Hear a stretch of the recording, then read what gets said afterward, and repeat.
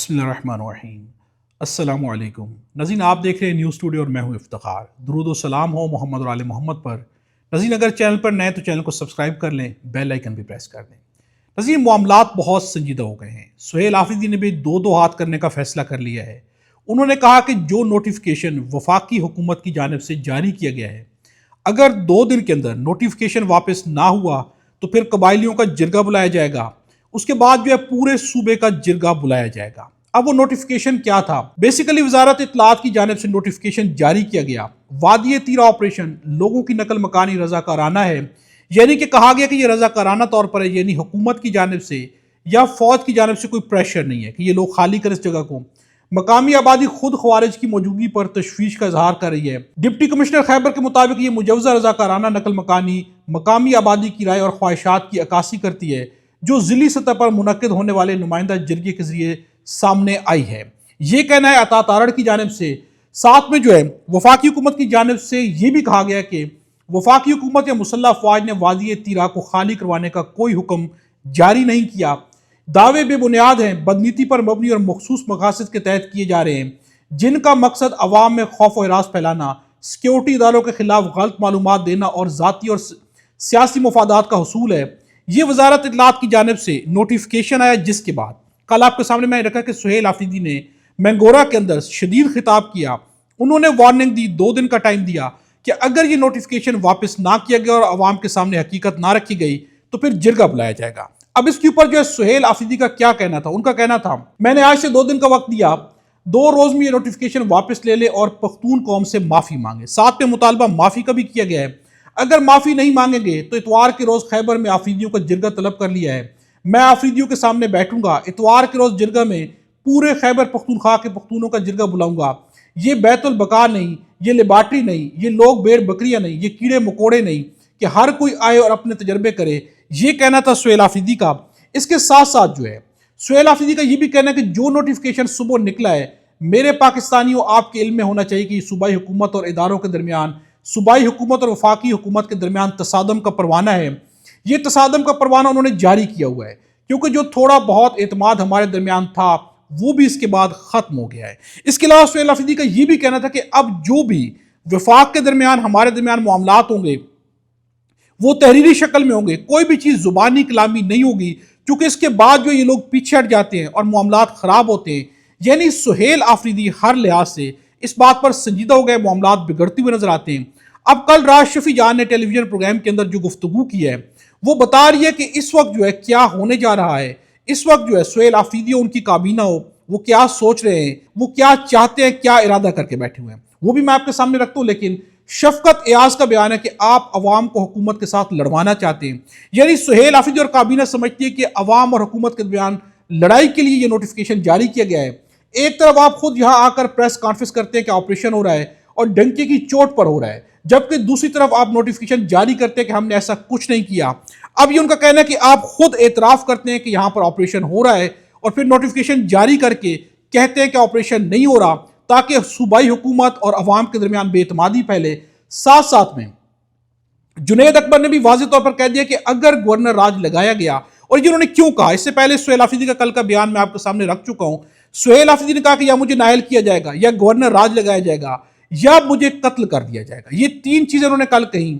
اب یہاں پر جنید اکبر کا کہنا ہے کہ اگر گورنر راج لگایا یا پھر سہیل آفریدی کو کچھ ہو گیا تو ہم ان کو گھر میں بھی نہیں چھوڑیں گے۔ انہوں نے کہا کہ پھر ہم آپ کو چھوڑیں گے نہیں۔ یعنی کہ حکومت اس وقت خیبر پختونخوا کی حکومت وہ بہت سیریس ہو چکی ہے، وہ بہت ہی سیریس ڈیمانڈ کر رہی ہے۔ وفاقی حکومت سے کہا جا رہا ہے کہ آپ معافی مانگے، نوٹیفیکیشن واپس لیں۔ اب یہ معاملہ کتنا سنجیدہ ہے؟ کل شفیع جان سے ٹیلی ویژن پروگرام کے اندر شہزاد اقبال نے سوال کیا کہ آپریشن کے حوالے سے آپ کی پبلکلی پوزیشن یہ ہے کہ نہیں ہونا چاہیے اور پرائیویٹ آپ سپورٹ کرتے ہیں آپریشن کو، یہ انہوں نے سوال کیا۔ اب یہاں پر شفیع جان کا کہنا ہے کہ اگر ایسا کوئی ثبوت ہے تو ہمیں دکھائیں۔ ہم پہلے دن سے کہہ رہے ہیں کہ ہم کسی ملٹری آپریشن کو سپورٹ کریں گے اور نہ اس کا حصہ بنیں گے۔ انہوں نے کہا کہ ہم نے کہیں پر نہیں کہا، اگر آپ کے پاس کوئی ثبوت ہے تو ہمارے سامنے پیش کریں کہ کہیں پر ہم نے اس آپریشن کو سپورٹ کیا ہو۔ ساتھ میں ان کا یہ بھی کہنا ہے کہ ملٹری آپریشن کی اجازت کے لیے 24 لوگوں سے زور زبردستی دستخط لیے گئے۔ ان لوگوں کی IGFC سے ملاقات ہوئی اور کور کمانڈر سے بھی کچھ لوگوں کو اٹھایا بھی گیا ہے۔ یہ بھی انکشاف کرنا ہے شفیع جان کا کہ زبردستی ان سے سگنیچر لیے گئے ہیں۔ ناظرین اب جس پیپر کے اوپر سگنیچر لیے گئے تھے وہ بھی سامنے آ چکا ہے، اس کے اندر کیا کچھ لکھا ہوا ہے، اس کے اندر 24 لوگ کون سے ہیں، ان کے نام بھی شامل ہو چکے ہیں۔ اب یہاں پر شفیع جان کا یہ بھی کہنا ہے کہ کیا طلال چودھری نے آئی بی اوز کی بات کی، طلال چودھری کی تقریر چلائے نظر اپنے چینل پر جو کہہ رہا تھا کہ آپریشن ہوگا۔ کیا D J S P R I B اوز کی بات کر رہا تھا، کیا وزیر دفاع آئی بی او کی بات کر رہا ہے، یہ سب آپریشن کی بات کر رہے تھے اور جبری انخلاء کے ذریعے لوگوں کو نکال رہے تھے۔ جو یہاں موسم کی سختیاں وہ ہمیں پتہ ہے، ہم ان لوگوں کو جس طرح سے فیسیلیٹیٹ کر رہے ہیں وہ ہمیں پتہ ہے، ہم تو چیخ کر کہہ رہے تھے کہ ملٹری آپریشن کسی چیز کا حل نہیں، ان کا مسئلہ دہشت گردی کا خاتمہ نہیں، ان کے عزائم کچھ اور ہیں، لوگوں کو ان کی نیتوں پر شک ہے۔ اب یہ آخری دو جملے آپ دیکھ لیں کہ ان کے عزائم کچھ اور ہیں، لوگوں کو ان کی نیتوں پر شک ہے۔ اب وفاقی حکومت کس قدر زیادہ سنجیدہ ہو چکی ہے، سہیل آفریدی ہوں، جنید اکبر ہوں، شفقت ایاز ہوں یا شفیع جان ہوں، سب کے بیانات واضح کریں کہ حکومت کس قدر زیادہ سنجیدہ ہے۔ ان کا مطالبہ ہے کہ معافی بھی مانگی جائے اور نوٹیفیکیشن جو ہے اسے واپس لیا جائے۔ اب ناظرین دوسری جانب جو عملی طور پر کیا کیا جا رہا ہے، اس وقت صوبائی حکومت کیا کر رہی ہے۔ پی ٹی آئی کے ارکان پارلیمنٹ شہریار آفریدی، اقبال آفریدی، شاندانہ گلزار، عبدالغنی آفریدی اور شیر علی آفریدی تیراہ سے نقل مکانی کرنے والے متاثرہ افراد کے لیے صوبائی حکومت کی جانب سے قائم کیے گئے آئی ڈی پیز کیمپس میں موجود ہیں۔ اس موقع پر شہریار آفریدی نے متاثرہ خاندانوں سے ملاقات کی، ان کی مالی معاونت کی اور انہیں ہر ممکن تعاون کی یقین دہانی کرائی۔ ساتھ ہی متعلقہ اداروں کو ہدایات کی کہ متاثرین کی فوری اور مؤثر مدد کو یقینی بنایا جائے، یعنی کہ وہاں پر وفاقی حکومت انخلاء کو، جو لوگ وہاں پہ نقل مکانی کر رہے ہیں ان کی مدد کر رہے ہیں، ان کے لیے وہاں پر سہولیات جو ہے، فیسلٹیز جو ہے وہاں پر جو ہے انہیں بہم پہنچائی جا رہی ہیں۔ حکومت عملی طور پر ان کے لیے مدد کر رہی ہے، یعنی کہ حکومت کا کہنا ہے کہ ہم نے کہا تھا کہ اگر آپریشن کریں گے آپ تو پھر ہم اپنی عوام کے ساتھ کھڑے ہوں گے، ان کو نقل مکانی میں بھی ہم سپورٹ کریں گے، ان کی حفاظت کے لیے ہم ان کے ساتھ کھڑے ہوں گے، اور ہم تو وہی کریں لیکن آپ اپنی بات سے پھرتے ہوئے نظر آتے ہیں، یہ کہنا ہے حکومت کا۔